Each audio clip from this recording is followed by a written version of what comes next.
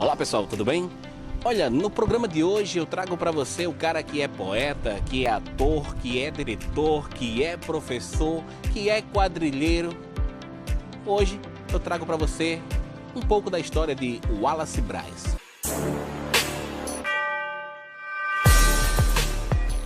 Pois é pessoal, como prometido foi, cá estamos nós. Hoje recebendo ele, que é ator, diretor, poeta, professor e outras coisas mais aí. Mas ele é quem vai explicar melhor, né? Aquela velha pergunta de praxe. Explique o Wallace Braz. Quem é o Wallace Braz? Nossa, eu tô me sentindo assim como se eu estivesse na delegacia, sendo intimado, não entrevistado. Ixi, explicar quem eu sou é um pouco complicado, né? Mas eu vou tentar. Eu sou uma pessoa que tem os seus pensamentos, tem a liberdade de exercer, né, a sua função, tanto como ator como professor. Tive outros caminhos, né? Percorri outras histórias. E eu acho que a gente é feito de histórias, né? Tudo que a gente vai galgando, vai entrando nas páginas da nossa vida. Eu sou uma pessoa de múltiplas funções. Eu acho que o Wallace Braz é isso. O que é que levou o Wallace Braz a escolher a profissão de professor? Eu venho de uma família que exerceu há muitos anos a educação, como a minha avó, que foi professora primária. E tem a minha tia, que a gente se formou na mesma classe, né? Na mesma faculdade. O que me levou a ser professor, principalmente, seria o ensino, né, superior, que me deixava um patamar a mais, em função do trabalho. Você sabe como é que é a nossa correria com relação a ter o nosso emprego, e eu queria sempre me qualificar. Eu sempre pensei assim, né? Se a gente tiver um bom emprego, a gente consegue as melhores oportunidades. Então entrei na faculdade de filosofia, cursei eu acho que 2 meses, não me identifiquei e passei para pedagogia. Aí foi aí que eu me realizei. Então o que me levou a ser professor foi buscar mesmo uma estabilidade financeira e começar a construir as minhas coisas. Qual o desafio maior, ser professor ou ser ator? Nossa, são duas coisas completamente diferentes, mas tem uma responsabilidade muito grande. Eu acho que no palco eu estou ator, professor eu sou para a vida inteira. Mas dá para atuar um pouco também na sala de aula? Também dá, contação de histórias, né? As brincadeiras, as dinâmicas, as músicas, tem um pouco de atuação sim. Nós descobrimos que o Wallace é o primeiro e único professor masculino, né, da educação infantil lá no Alto do Rodrigues, né? Exatamente. Quando eu fiz o seletivo para lá, já trabalhava em pendências. Eu tenho 2 vínculos, né?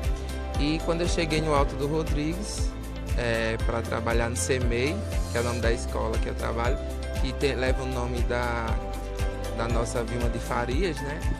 E fizeram uma pesquisa lá, rápida, e descobriram que eu era o primeiro professor na educação infantil, ou seja, pioneirismo, né? Eu fiquei muito feliz, assim, de saber. Ao mesmo tempo tem aquele peso daquela responsabilidade, né? Mas quando a gente ama o nosso trabalho, não se torna trabalho, se torna uma diversão. Agora, durante a pandemia, foi muito difícil ser professor ou foi mais difícil ser ator durante a pandemia? Na verdade, a Covid-19 mexeu com o planeta inteiro, né? Mexeu com todas as esferas e foi muito difícil a gente se adaptar à tecnologia para poder exercer a nossa profissão. Os professores conseguiram, né? Pelo MED, pelo Google Forms, enfim, usando essas ferramentas para chegar até o seu aluno e dar a sua aula. Acho que quem sofreu mais foi o ator, porque não tinha espaço, né, para trabalhar. O ator precisa de público, de aplausos. Então eu acho que quem sofreu muito foi o artista em si. As pessoas que cantam, as pessoas que dançam, as pessoas que interpretam. Eles sofreram mais porque a gente trabalha com alma, né? E essa história da gente se isolar foi muito complicado mesmo. Você já pensou assim alguma vez na sua vida em sobreviver como ator? Financeiramente? Rapaz, eu penso assim, a primeira vez que eu recebi dinheiro na minha vida foi como ator, foi R$10. Tem uma apresentação, R$10, tem uma apresentação que a gente fez no Largo Cultural, Causas e Brincadeiras, na época, e o cachê foi R$10. Acho muito difícil viver no nosso país como artista. Existem várias exceções, é verdade, mas viver como artista é muito complicado. Viver da arte é muito complicado, mas tem gente que consegue. Eu já vi o Wallace de Jesus, né, Jesus Cristo, na Paixão de Cristo, já vi o Wallace de Lampião, já vi o Wallace interpretando uma avó, né, uma avó. O que é que foi mais difícil? Jesus Cristo. O personagem de Jesus Cristo foi um divisor de águas na minha vida. Mudou completamente a minha percepção do mundo, das coisas, a minha religião, que é católica. Mudou tudo. Daquele dia em diante eu comecei a ter um olhar mais profundo, né? A me preparar. Foi o primeiro personagem que eu me preparei, que eu tive workshop, que eu estudei, que eu vi vídeos, enfim, para ter a minha formação nesse personagem. Foi muito difícil para mim, foi muito complicado, mas graças a Deus eu acho que estava escrito e precisava ter acontecido daquela forma. Todos os obstáculos, os percalços que aconteceram naquela época serviu de apoio para, digamos, para essa vitória que foi fazer a Paixão de Cristo 3 anos consecutivos. Inclusive em 2014, que foi o último ano que eu fiz a Via Sacra, ou seja, eu fiz os 2 Jesus Cristos numa semana só. Eu fiz a Via Sacra na quarta-feira e na sexta-feira eu fiz a Paixão de Cristo, né, no espetáculo da Paixão de Cristo. Se eu te perguntasse assim, do seu ponto de vista, 3 coisas que você acha que fez você ser escolhido para ser o Jesus Cristo na Paixão de Cristo aqui em Macau? Eu não saberia responder, porque existem N fatores, né? Não saiu de mim a decisão de interpretar o personagem. Na verdade, eu fiquei muito receoso porque era um papel importante. Eu estava substituindo a primeira vez o outro ator, né, que era Ranieri, e foi muito difícil o início. Algumas pessoas não acreditavam no trabalho. Eu fui muito julgado, mas o diretor do espetáculo, né, o produtor do espetáculo, que foi Valdemir Nunes, ele acreditou em mim, né? Apostou que eu tinha talento para isso, e assim aconteceu. Assim eu subi ao palco e fiz o meu trabalho. No primeiro ano um pouco, assim, já no segundo ano em diante, aí deslanchou tudo. Mas foi muito importante essa virada de chave. Às vezes a gente precisa, né, dessa virada de chave para poder entender certas coisas da vida. Só para lembrar para você que está vendo a gente agora, esse é o Wallace Braz, que é ator, é professor, é diretor, é poeta, né? Compõe. Ah, meu Deus do céu, é muita coisa. É muita coisa. Agora eu queria que você falasse pra gente um pouco como foi a sua experiência como adjunto de cultura. Uau! Primeiro foi um sonho, né? Você começar na Secretaria de Cultura, na Fundação Municipal de Cultura, como ator, fazendo apresentações nas escolas e seguidas as peças. E depois você recebeu o convite para ser adjunto de cultura. Foi um sonho, né? Um sonho que não foi só sonhado por mim, mas sim todos os meus amigos que trabalhavam e trabalham com arte. Chegar à Secretaria de Cultura daquela forma foi interessante, porque os meus amigos naquela época me acompanharam. Mas foi muito decepcionante, né? Porque o governo foi muito complicado.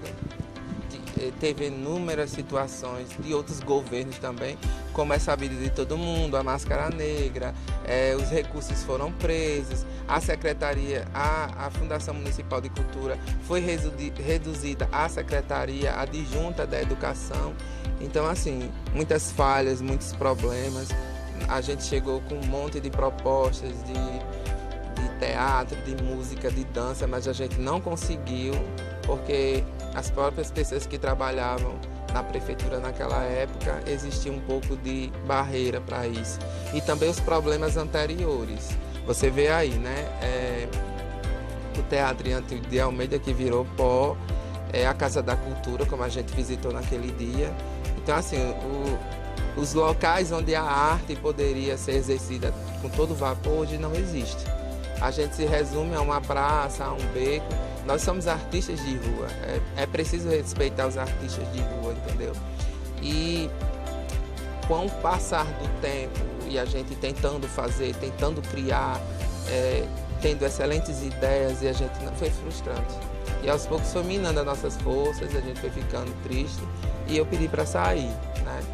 Quando surgiu outro convite para trabalhar na Secretaria de Assistência Social com o programa Criança Feliz, sendo eu supervisor, me deu outro norte, outra situação, aí é trabalhar com pessoas, com crianças especiais. E foi assim a minha transição da cultura para a assistência social. O que é que o Wallace tem medo hoje? O que é que eu tenho medo? De perder os meus pais. Eu acho que eles serão para sempre, né? A nossa referência como história. Hoje eu estou aqui por conta deles, né? Eles viveram uma história para me ter os meus irmãos e assim todo mundo. O pai e a mãe da gente, por mais que a gente brigue, né? Que a gente tenha nossos pontos de vista e defendemos eles, mas eles são a nossa representatividade do que deu certo. Por que deu certo? Porque eles tiveram uma história e podem repassar para a gente. Embora a gente já viva em outro século, digamos assim, com outros obstáculos, com outra vivência, a liberdade que hoje a gente tem em todas as esferas, no tempo deles não existiram isso e às vezes eles não entendem, né? E aí vem os conflitos. Mas assim, perdê-los hoje eu não estou preparado para isso não. De forma nenhuma. Acho que ninguém está preparado para perder, né? Para perder alguém, alguma coisa. É difícil a gente lidar com a perda. Mas infelizmente é a nossa realidade. A realidade da gente, né? Então a gente tem que se acostumar com isso, embora a gente não aceite. Quando foi a última vez que o Wallace colocou a cabeça no travesseiro e chorou? Ontem, quando a minha aluna de 2 anos escreveu pela primeira vez o nome dela. Sabe, a gente, professor, recebe muito pouco, a gente passa por tantas situações que vocês nem imaginam, sejam elas dentro da escola, fora delas, julgamentos, situações constrangedoras.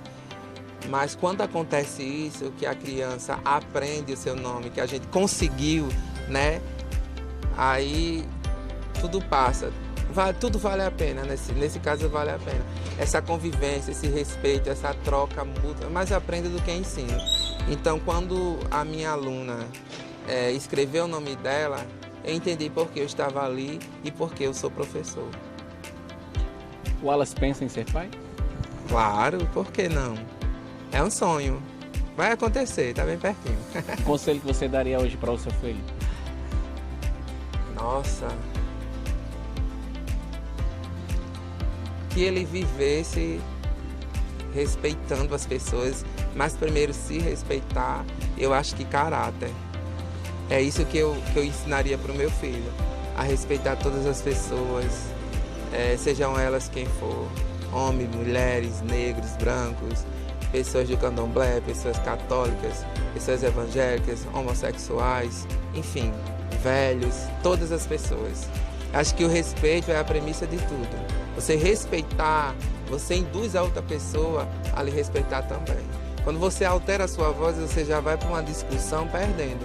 Mas quando você fala baixo, você faz com que a pessoa sintonize aquilo que você está falando e também baixe a voz. Aí existe o tal do diálogo. Quando grita é discussão, não é conversa. O que foi que seu pai lhe disse na sua infância que você guarda até hoje, traz até hoje? Meu filho, estude. Estude porque o negócio não é fácil.